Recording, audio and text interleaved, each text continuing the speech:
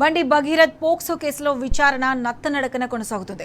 ప్రత్యేక విచారణాధికారి రితిరాజ్ గైక్వాడ్ను నియమించి 24 గంటలు జరిగినా ఇప్పటి వరకు ఎలాంటి నో డెవలప్మెంట్స్ లేకుండా పోయాయి.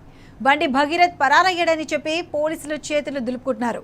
భగీరథ్ను పట్టుకునేందుకు కనీస చర్యలు కూడా తీసుకోవడం లేదు. మోదీ పర్యటన వల్ల చర్యలు తీసుకోలేదన్న డీజీపీ సివి ఆనంద్ ఇప్పుడు ఏం సమాధానం చెబుతారని మహిళా సంఘాలు నిలదీస్తున్నాయి.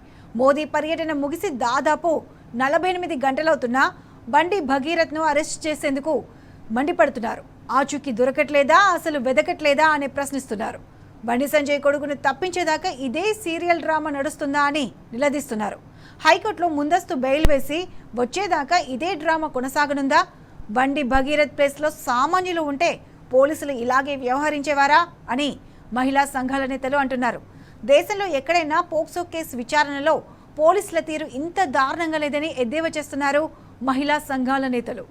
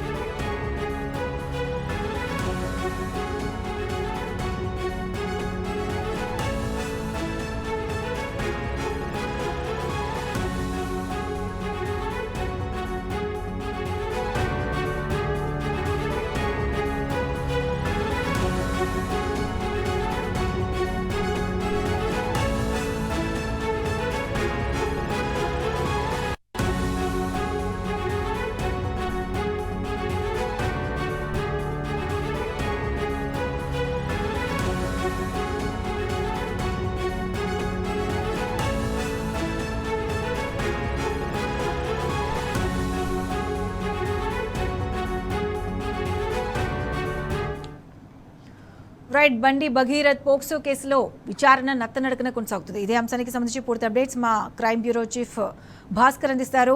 భాస్కర్, చెప్పండి, ఈ బండి భగీరథ్ వ్యవహారంలో ప్రత్యేక విచారణాధికారి రితిరాజ్ గైక్వాడ్ని నియమించి కూడా ఇప్పటిదాకా 24 గంటలు గడుస్తుంది.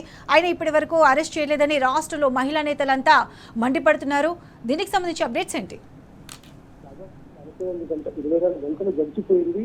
ఆర్డర్ వచ్చి ఆమె ఆగమేఘాల మీద పోలీసులకు రావడం, అక్కడ ఏదో చేస్తానంటూ హంగామా సృష్టించినప్పటికీ ఇంతవరకు దానిపైన ఎట్లాంటి కేసులో పురోగతి కానీ ఒక కేసులో డెవలప్మెంట్ కానీ ఎక్కడ కూడా కనిపించలేదు. బండి భగీరథ్ కి సంబంధించినటువంటి పోస్టు కేసు పూర్తిగా నడుస్తుందని చెప్పుకోవచ్చు. ఎందుకంటే ప్రత్యేక విచారణాధికారిగా యశరాజును నిన్న సాయంత్రం నియమించారు సైబరాబాద్ పోలీస్ కమిషనర్ రమేష్ రెడ్డి.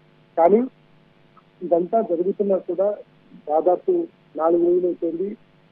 భరత్ ఈ మొత్తం ఇష్యూలో భగీరథకు సంబంధించి ఆయన జాడ ఎక్కడుందో కనీసం ఒక క్లూ కూడా రాలేదు. మరోవైపు ఆయన తరఫున హైకోర్టులో అడ్వకేట్ మాత్రం పిటిషన్ దాఖలు చేశారు. తనకు ముందస్తు బెయిల్ కావాలంటూ పోక్సో కేసులో.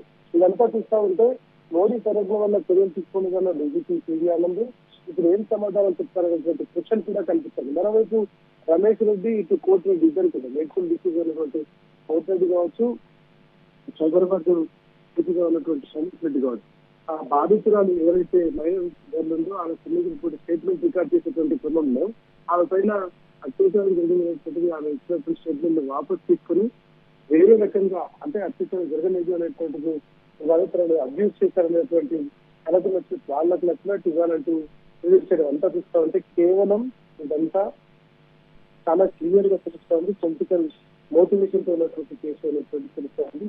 మొత్తం ఇష్యూకి సంబంధించి ఇప్పటి వరకు బండి భగీరథ్ ఆచూకీ దొరకలేదు. ఇటు మరోవైపు కనీసం ఆయన టవర్ లొకేషన్ ద్వారా పట్టుకునేటువంటి వ్యవహారం కూడా కొనసాగించలేదు. ఇవాళ ఉదయం టీఆర్ఎస్ వర్కింగ్ కేటీఆర్ ఒక ఎక్స్ లో ఒక ట్వీట్ చేశారు. కేంద్ర హోంశాఖ సహాయ మంత్రి కొడుకునే ఆయన అంత స్థాయిలో ఉన్నటువంటి వ్యక్తి కొడుకునే కట్టుకోలేకుండా ఉందంటే ఇవాళ పోలీస్ వ్యవస్థ ఎంత అచేతనంగా ఉందో అంటూ ఆయన పోలీసులకు సంబంధించి ఒక పోస్ట్ కూడా పెట్టినటువంటి పరిస్థితి. ఈ మొత్తం వ్యవహారంలో హైకోర్టులో అభ్యంతర బెయిల్ చేసి ఆ బెయిల్ వచ్చేదాకా ఈ డ్రామాను కొనసాగించే వ్యవహారం అయితే కొనసాగుతోంది.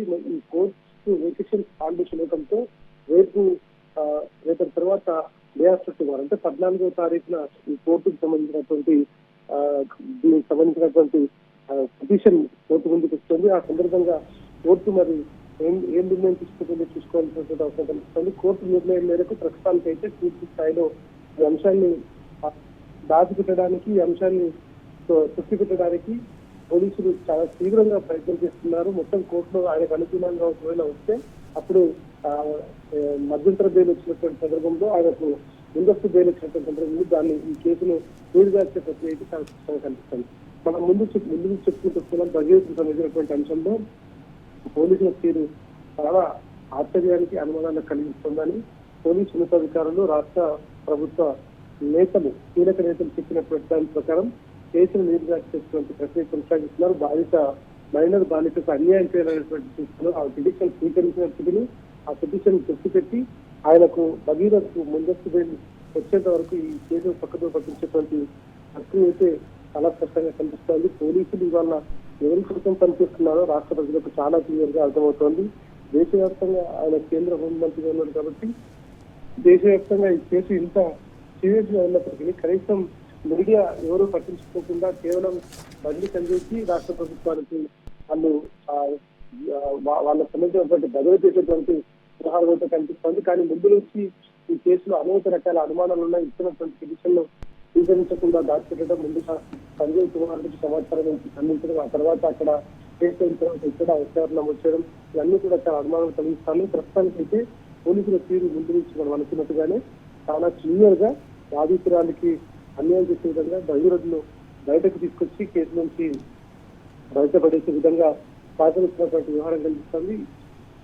బీజేపీ కాంగ్రెస్ కు సంబంధించినటువంటి ఫెవికల్ బంధం, రేవంత్ రెడ్డి సంజయ్ సంబంధించినటువంటి అనుబంధం మరోసారి ఈ కేసు ద్వారా బయటపడిందని చెప్పుకోవచ్చు. Right Bhaskar, thanks for the updates.